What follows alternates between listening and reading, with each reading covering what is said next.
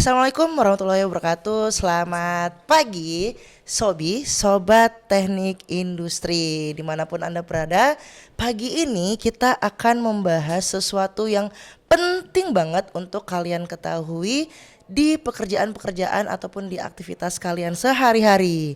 Nah, pernah gak sih kalian kebayang gimana suatu produk ataupun barang itu sampai ke tangan sobi semuanya? Kebayang gak sih bagaimana dari si produk itu dibuat bahkan mengalir ke tangan kalian yang ternyata sumber bahan bakunya itu ada di Pulau Jawa, ada di Pulau Sumatera atau di pulau lainnya, atau bahkan barang-barang yang import itu sampai ke tangan kalian. Nah, sobi semua, dalam SCM salah satu komponen penting itu adalah supplier relationship management ataupun biasa kita sebut dengan SRM. Nah, kenapa sih SRM ini sebagai salah satu komponen yang penting dalam SCM-nya sendiri? Karena ternyata sumber bahan baku dan jasa yang menunjang kelancaran operasionalnya itu harus di-maintain hubungannya. Kebayang gak sih kalau kalian punya hubungan nih gitu ya sama keluarga, sama temen yang tidak baik, tentunya akan mengganggu operasional atau aktivitas keseharian kalian. Nah, sebelum kita mau membahas lebih detail terkait dengan SRM ini, kita sapa dulu narasumber kita pagi ini yang akan memberikan insight penting tentang SRM. Langsung aja yuk kita sapa narasumber kita pagi ini adalah Profesor Dr. Insinyur Elisa Kusrini MT yang kesehariannya berprofesi sebagai seorang dosen. Kita sapa Prof L. Assalamualaikum Prof L. Waalaikumsalam Mbak Leli. Gimana kabarnya nih Prof? Sehat? Ya alhamdulillah Mbak Leli sehat. Alhamdulillah sehat Prof, walaupun agak-agak radang-radang gitu ya. Iya, serak-serak kemerosak lah tapi Prof. Nah Prof, boleh dong kita sapa dulu Sobi nih, Sobat Teknik Industri yang lagi dengerin kita, disapa dulu Prof. Dan sekaligus dikenalkan Prof L ini selain sebagai seorang dosen, itu aktivitas sehari-harinya ngapain aja sih Prof? Oke, baik. Bismillahirrahmanirrahim. Assalamualaikum warahmatullahi wabarakatuh. Selamat pagi ya para Sobat Teknik Industri dan juga para praktisi. Jadi alhamdulillah hari ini kita bisa bertemu dan ngobrol bareng. Saya sehari-hari sebagai dosen di jurusan Teknik Industri Universitas Islam Indonesia, dan saat ini saya juga sebagai ketua program studi Dr. Rekayasa Industri. Nah, selain berprofesi sebagai dosen, saya juga beraktivitas sebagai trainer dan konsultan di berbagai perusahaan, khususnya di bidang supply chain management, Mbak Laila. Wah, jadi ini narasumber kita nggak kaleng-kaleng ya, bukan kaleng sembarang kaleng ya ini ya, sobi-sobi. Nah, terkait dengan tadi Prof L sudah menjelaskan bahwa Prof L ini berkecimpung ya di bagian mengenai supply chain management. Nah, tadi kita sempat di awal saya menyebutkan bahwa ada satu komponen penting di SCM nih Prof, namanya Supplier Relationship Management ataupun SRM. Boleh dong Prof dijelaskan dengan simpel gitu ya kepada teman-teman biar Sobi ini tahu ataupun paham tentang SRM itu sendiri apa sih Prof? Ya, baik. Jadi sebenarnya ada dua istilah Mbak Laili ya. Jadi yang pertama itu supplier management dan yang kedua itu supplier relationship management. Oke. Gitu. Jadi sebenarnya kalau supplier management ini bagian dari procurement atau purchasing di perusahaan ya. Jadi biasanya perusahaan mereka punya departemen procurement, kemudian SR atau supplier management itu ada di bawah departemen procurement ya. Kemudian tugasnya apa? Tugasnya adalah mereka menjaga hubungan dengan supplier. Jadi khususnya pada saat proses pengadaan ya, mulai dari saat vendor mendaftar atau supplier mendaftar, kemudian saat melakukan seleksi supplier, kemudian juga saat perusahaan itu melakukan penilaian kinerja terhadap supplier. Sampai penilaian kinerja sampai penilaian kinerja terhadap supplier. Nah, namun memang kalau di dalam vendor management atau supplier management, kadang fungsi-fungsi utamanya itu bagaimana mereka mengoptimize sebenarnya ya pekerjaan dari supplier agar menguntungkan perusahaan gitu ya. Dalam hal ini tentu agar supplier bisa mengirim barang tepat waktu gitu ya, kemudian dengan kualitas yang bagus, dengan harga yang paling murah. Nah, namun kalau di dalam SRM di sini kan ada R di tengah ya Mbak Laili ya. Nah, ada relationnya. Nah, ini ini beyond supplier management sebenarnya. Oh. Ya, karena kalau SRM itu sebenarnya tidak hanya bagaimana perusahaan itu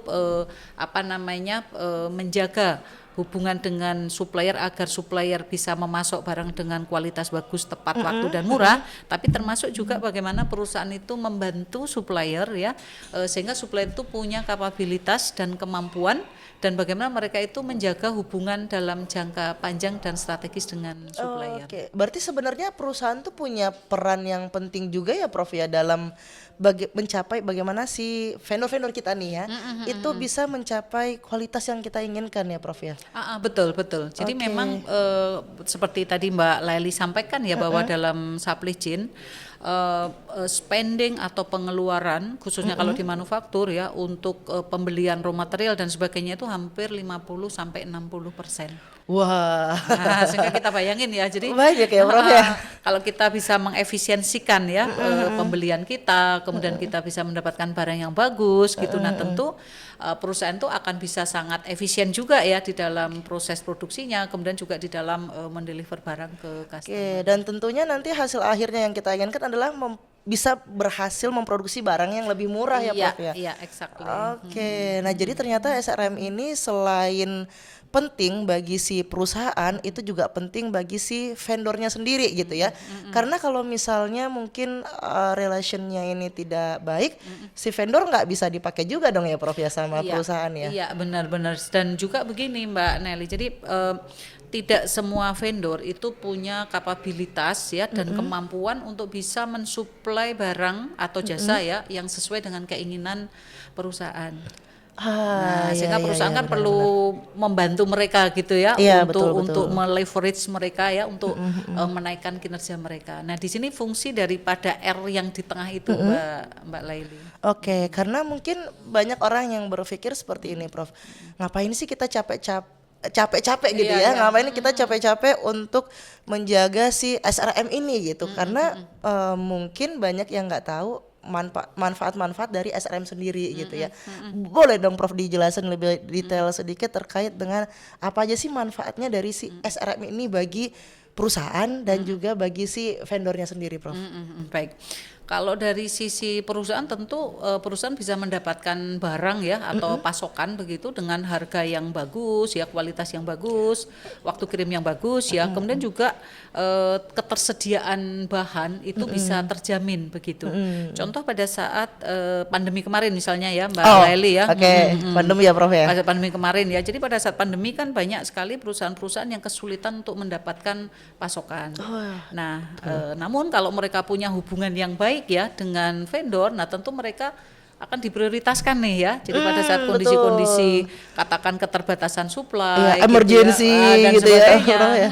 maka supplier ini tentu akan memilih perusahaan-perusahaan yang memiliki relationship bagus dengan mereka begitu. Nah, sehingga tentu bagi perusahaan ya untuk menjaga pasokan gitu ya, kemudian juga untuk menjaga hubungan jangka panjang dengan supplier begitu. Dan salah satu juga keuntungan dari SRM adalah bahwa supplier itu bisa dilibatkan ya, baik di dalam proses desain, di dalam penentuan spesifikasi dari kebutuhan perusahaan begitu, karena bisa jadi supplier-supplier ini punya kapabilitas yang bagus ya dalam hal inovasi, dalam hal pengetahuan terhadap desain ya, pengetahuan terhadap spek-spek material yang mereka miliki begitu. Oke. Nah, mungkin Sobi ini banyak yang kebayang ini juga Prof. Kalau misalnya mereka mendengar kata supplier gitu ya, yang kebayang itu biasanya adalah bahan baku aja nih.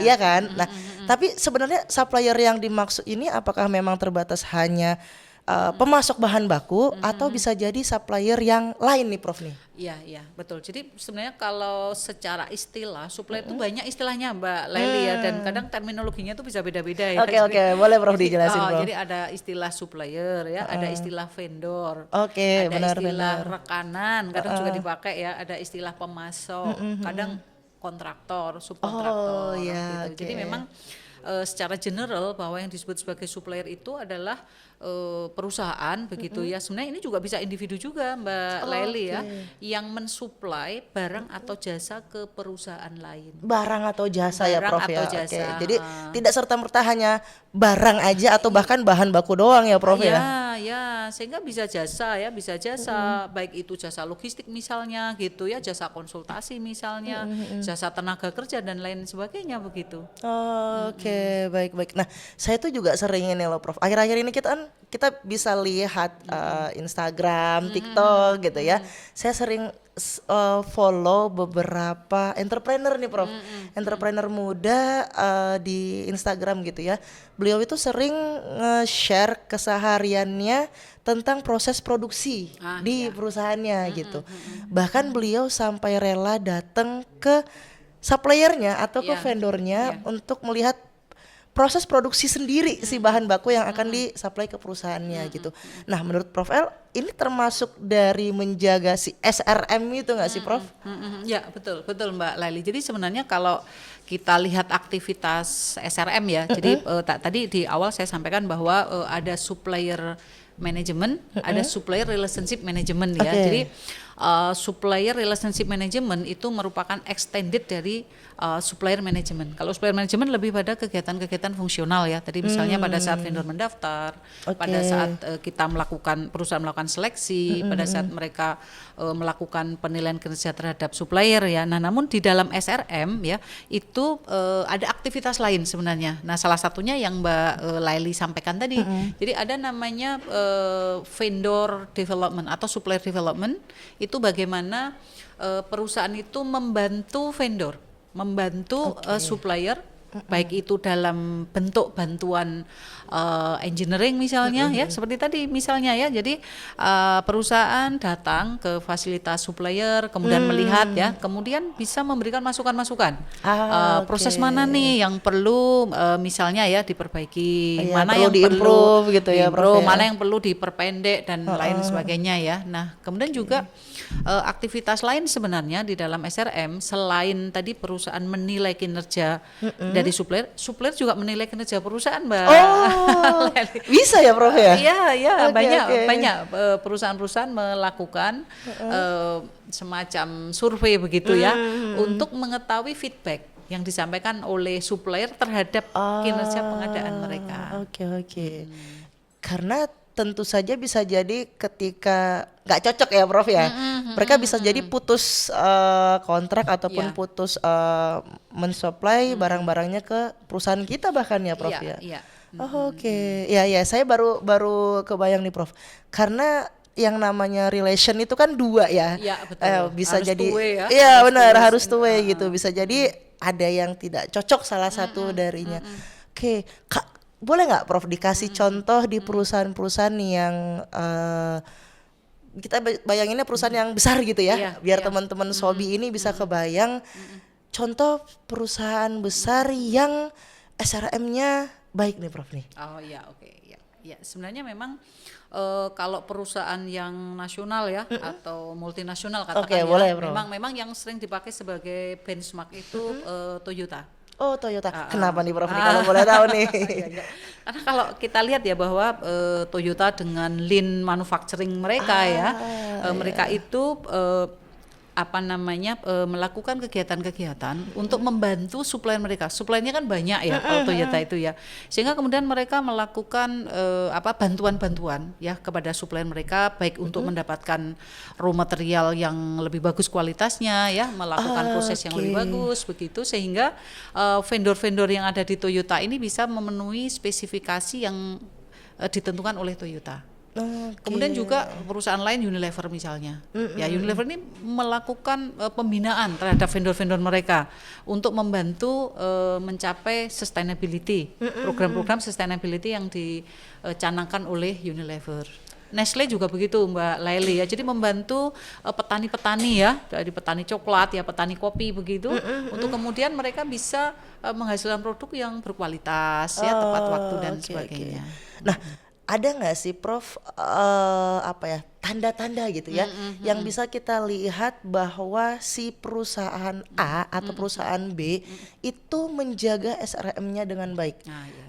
kan kalau marketing kita bisa lihat mau ke jalan Kaliurang misalnya Iya, iya. oh ada banner produk A gitu, mau ke Jalan Magelang oh ada banner B gitu. Nah kalau konteksnya adalah perusahaan, bisa nggak sih kita tahu oh perusahaan ini SRM-nya bagus nih gitu? Ya, bagus sekali Mbak Leli. Jadi sebenarnya dalam konteks SRM itu ada istilah maturity. Oh ada. Maturity level di SRM, dan kita bisa mengukur. Jadi ada banyak model sebenarnya Mbak Leli ya untuk mengukur maturity SRM satu perusahaan ya. Itu bisa dilihat dari perspektif misalnya strategic and governance. Jadi apakah perusahaan itu mencantumkan visi misi ya untuk mereka itu berpartnering dengan vendor itu dalam visi misi mereka. Kemudian juga apakah mereka punya struktur organisasi yang memang mereka tempatkan orang khusus untuk menangani relationship dengan supplier. Kemudian dalam hal teknologi, apakah mereka mensupport? Ada enggak ya aplikasi-aplikasi yang berkaitan dengan bagaimana mereka menjaga database dari vendor ya, menjaga data-data informasi yang berkaitan dengan kinerja vendor, dengan katalog vendor yang biasanya memang under umbrella dari e-procurement. Kemudian juga dalam hal people. Jadi apakah perusahaan itu memiliki karyawan-karyawan ya, staff itu memiliki kompetensi gitu. Apakah staff-staff atau karyawan yang menghandle SRM itu tersertifikasi misalnya. Oh ya, Nah, jangan serta-merta nilai tapi nggak tersertifikasi ya Prof ya. Benar. Jadi sebenarnya bisa kita melihat tadi dari berbagai aspek ya, baik dari aspek sisi tadi strategi governance-nya, people-nya, structure-nya gitu ya, termasuk juga penilaian kinerjanya juga Mbak Leli ya. Jadi apakah teman-teman procurement itu juga memiliki KPI ya terhadap SRM yang mereka lakukan. Oke, KPI yang tentu saja harus dipenuhi dari perusahaan dan juga dari si suppliernya ya Prof ya. Dua-duanya harus memenuhi KPI Dua-duanya itu memenuhi. ya, Makanya tadi kalau dalam hal kebermanfaatan ya Mbak Leli ya, kalau dari sisi perusahaan pasti ya. Jadi dia bisa mendapatkan jaminan begitu ya dalam hal supply. Kalau dari sisi vendor ya tentu dia juga bisa mendapatkan jaminan dalam hal pembelian gitu ya, atau penjualan mereka ke perusahaan. Nah, sehingga tentu dari sisi vendor ya mereka juga harus keep up juga ya terhadap kinerja mereka agar selaras itu dengan kinerja perusahaan yang mereka layani. Oke, berarti ini termasuk dari aktivitas-aktivitas yang ada di SRM ya Prof ya? Iya. Oke, berarti secara keseluruhan kita melakukan proses evaluasi, kemudian kita menyampaikan kepada si vendor ini bahwa visi misi kita di perusahaan gitu ya, dan lain-lain tadi. Nah, ada contoh ini ya Prof ya. Biasanya orang bilang sesuatu hal itu tidak semudah membalikkan telapak tangan gitu Prof ya. Ada nggak sih Prof hambatan-hambatan yang dialami bahkan selevel perusahaan multinasional gitu ya atau national company ini untuk mengimplementasikan SRM-nya sendiri? Iya. Biasanya hambatan pertama itu dari manajemen Mbak Laili. Manajemen internal perusahaan kita Prof. Iya, Okay. apakah tadi saya sampaikan bahwa apakah manajemen itu memang punya visi ya dan juga turun ke dalam misi dan strategi bisnis untuk itu ya, karena kadang-kadang perusahaan melihat bahwa pada saat mereka berhubungan dengan supplier yang penting mereka dapat harga yang murah begitu. Sehingga kadang mereka lebih ke transaksional. Murah tanpa perlu mikir gimana maintainnya ya Prof ya, gimana dia dapat yang murah gitu ya Prof. Betul. Tapi kalau perusahaan punya strategi jangka panjang ya, tentu mereka tidak hanya berpikir mereka dapat murah kan, tapi juga mereka berpikir bahwa bagaimana nih bisa mereka itu meng-create value. Gitu kan ya. Gimana nih mereka bisa melakukan inovasi bahkan di materialnya, di prosesnya dan lain sebagainya. Berarti hubungan jangka pendek itu lebih mahal ya Prof ya? Iya. Daripada kita memaintain hubungan yang untuk jangka panjang untuk ya jangka Prof? panjang, betul. Jadi biasanya itu dari manajemen yang pertama. Yang kedua kadang tidak ada alignment, keselarasan antara perusahaan dengan suppliernya. Gitu ya. Nah, ini juga kadang-kadang ini karena faktor budaya ya, karena faktor transparansi juga ya. Nah, makanya juga hambatan berikutnya itu biasanya di teknologi Mbak Laili ya. Oke, teknologi betul. Teknologi, karena kan kadang kalau perusahaan itu tidak disupport oleh teknologi, misalnya tentang database vendor ya, kemudian tadi tentang sebenarnya kinerja vendor itu seperti apa sih ya, produk-produk jasa yang mereka support seperti apa, karena biasanya perusahaan kan punya banyak sekali vendor ya. Nah ini juga kadang menjadikan hambatan ya bagi perusahaan dan supplier untuk bisa secara sustain ya memaintain, karena sekali lagi bahwa yang namanya relationship itu tidak hanya soft saja, tidak hanya kita punya hubungan baik, tapi pasti disupport oleh hal-hal yang sifatnya tadi ada infrastrukturnya ya, betul, ada betul. prosedurnya ya, ada guidance yang mengatur hubungan kerjasama itu. Nah, sekarang kan eranya udah era digital banget nih Prof ya. Teknologi itu rasanya sudah berkembangnya, bahkan ada yang pakai AI segala macam gitu ya. Nah, menurut Prof L dengan berkembangnya teknologi sekarang, tantangan teknologi yang tadi Prof L sebutkan itu kira-kira apa ya? Ada peluang nggak sih Prof untuk berkembang lebih jauh lagi Prof? Ya, ya memang dengan berbagai macam perkembangan teknologi ya sebenarnya perusahaan bisa memanfaatkan ya. Jadi misalnya untuk melakukan tracking nih terhadap bahan baku ya, mereka bisa menggunakan blockchain teknologi misalnya ya. Atau misalnya untuk melihat pengiriman dari vendor nih, gitu ya. Mereka bisa memanfaatkan berbagai macam aplikasi. Misalnya dengan transportation management system misalnya, atau mereka bisa memaintain ya ketersediaan stok yang ada di vendor itu sebenarnya berapa sih misalnya. Mereka bisa menggunakan semacam electronic data interchange ya, dengan menggunakan aplikasi seperti vendor manage inventory misalnya. Nah, sehingga mereka bisa saling terbuka dan transparan untuk bisa melihat ya vendor ketersediaan bahan bakunya berapa sih?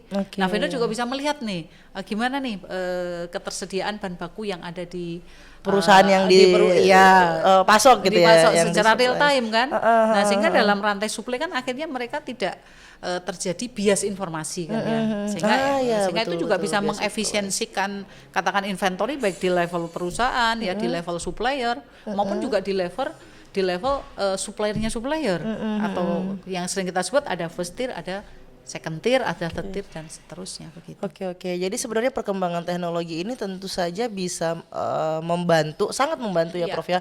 Kalau memang digunakan dengan baik dan ada niatan untuk ke arah sana ya Prof ya. Nah, boleh dong Prof kita dikasih nih tips bagaimana caranya untuk membangun SRM ini agar baik nih Prof. Oke, baik. Jadi bagi perusahaan ya untuk membangun SRM yang sustain mestinya betul, yang sustain ya, jadi berkelanjutan begitu. Memang yang pertama memang mulai dari strategi perusahaan itu sendiri ya. Jadi tentu mulai dari visi perusahaan itu sendiri, bahwa mereka memiliki visi bahwa mereka akan maju bersama dengan supplier mereka begitu. Dengan semua yang terlibat di perusahaan ya Prof. Betul. Kemudian yang kedua itu yang perlu dilakukan adalah adanya segmentasi terlebih dahulu. Karena tidak semua supplier itu akan ditreatment dengan cara yang sama Mbak Laili, gitu ya. Tidak semua supplier akan ditreatment dengan cara yang sama. Karena ada supplier tertentu yang perlu treatment khusus gitu ya Prof, maksudnya. Betul. Karena perusahaan itu perlu melakukan segmentasi. Jadi segmentasi vendor nih. Jadi mereka bisa misalnya ya menggunakan method yang banyak dipakai adalah method Kraljic ya. Ini untuk segmentasi supplier. Jadi supplier itu nanti dibagi based on risk ya, risiko dalam mereka mensuplai. Kemudian yang kedua based on value. Value itu artinya berapa banyak ya perusahaan itu spending ya untuk pembelanjaan mereka ke supplier. Ke supplier tersebut gitu ya. Benar. Nah, sehingga nanti supplier ini akhirnya terkategorisasi ya. Ada supplier yang sifatnya non bottleneck. Ya, ini vendor-vendor yang katakan pembelian kita sedikit, kemudian juga risiko di pasar tidak besar ya, karena banyak vendor-vendor itu available di pasar begitu. Nah, mungkin yang ini SRM mungkin tidak terlalu kita fokuskan gitu Mbak Laili ya. Nah, namun untuk vendor-vendor yang risikonya besar buat perusahaan kita, ya misalnya vendor-vendor yang mereka mensuplai equipment lah ya, atau software lah yang memang sangat kritikal buat usaha kita. Dipakai begitu terus gitu ya Prof ya, contohnya. Dan itu memang sangat berpengaruh terhadap operasional kita begitu ya. Dan kalau nggak ada perusahaan bisa macet produksi gitu. Contohnya betul. gitu. Itu kan risknya kan berarti tinggi ya. Lalu yang kedua yang spending kita itu besar. Gitu. Nah, vendor-vendor yang dalam satu sisi memiliki risiko besar terhadap usaha kita, dan yang kedua spending kita besar, itu sering kita sebut sebagai strategic vendor. Oh, strategic Nah, vendor. nah itu sebenarnya prioritas utama pada saat kita melakukan SRM. Biasanya treatment khusus apa nih Prof nih yang kita kasih ke strategic vendor kita ini Prof? Nah ya, jadi yang pertama biasanya adalah kita undang mereka, ya, karena ini kan vendornya kan jumlahnya nggak banyak ya, biasanya hanya sekitar 5% lah.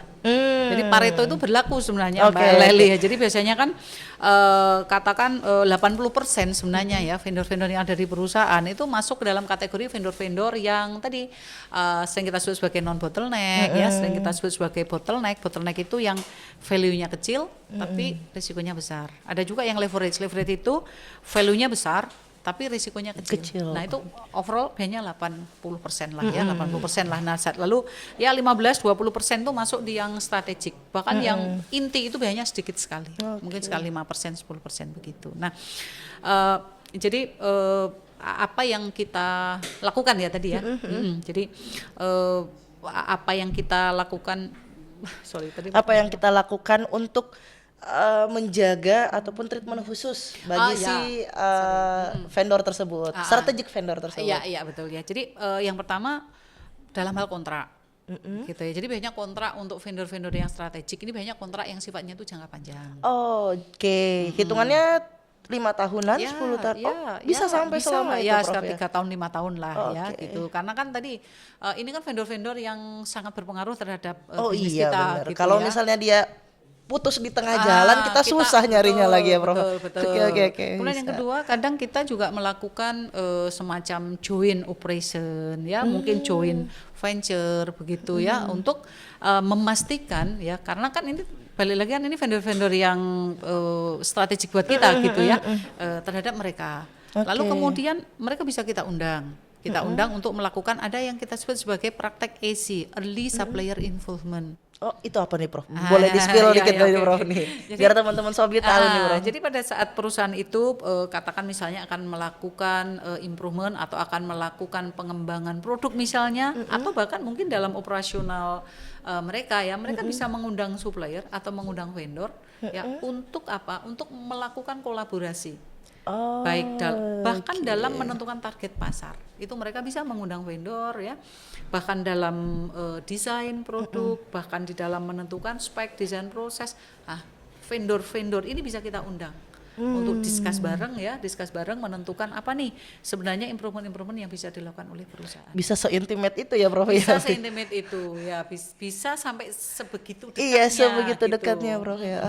Oke. Berarti wajar ya Prof ya, berarti ada perusahaan-perusahaan yang memperlakukan khusus gitu ya, bukan karena dia lebih senang sama A atau lebih senang sama si B gitu ya, tapi ternyata karena ada value dan juga ada resiko yang perlu disegmentasi tadi itu ya Prof ya. Betul, makanya banyak sekali aktivitas-aktivitas yang kemudian dilakukan secara bersama Mbak Laili ya. Jadi tadi aktivitas-aktivitas SRM inilah sebenarnya ya yang kemudian dilakukan perusahaan untuk menjaga relationship mereka. Jadi tadi baik mereka itu melakukan join inovasi bersama, mereka melakukan saling mentraining bersama begitu ya, atau bahkan mereka bisa saling mengundang begitu. Jadi vendor kita undang ke pabrik kita gitu ya, atau tadi Mbak Laila yang sampaikan pihak perusahaan datang visit ke mereka melakukan improvement apa sih yang sebaiknya diimprove agar misalnya barang bisa lebih cepat gitu ya, ya betul. Jadi ketika saya lihat konten entrepreneur itu ya Prof ya, kok beliau ini sampai jauh-jauh ya Prof ya, pergi ke NTT, pergi ke NTB gitu ya, nyari bahan baku, ternyata salah satunya adalah untuk menjaga si SRM itu ya Prof ya. Oke. Nah Sobi, sekarang udah tahu kan gimana sih caranya produk itu sampai ke tangan kalian itu dengan mutu yang bagus, harganya bersaing ya Prof ya tentu juga, dan ternyata dibaliknya ribet juga ya. Tapi sebenarnya bukan ribet ya Prof ya. Kita mungkin bisa bilangnya itu adalah upaya yang dilakukan perusahaan agar tentunya lagi-lagi produknya tuh bisa bersaing di masyarakat ya, di pasar lah gitu ya Prof ya. Oke, nah banyak banget nih insight yang kita dapatkan dari Prof Elisa terkait dengan supplier relationship management. Nah, Prof, nanti kita undang lagi ya Prof ya ke sini ya. Kita bahas yang lain lagi ya Prof ya terkait dengan supply chain tentunya Prof ya. Oke, baik Sobi, itu tadi terkait dengan ngobrol-ngobrol kita di Podo TI, podcast ngobrol teknik industri.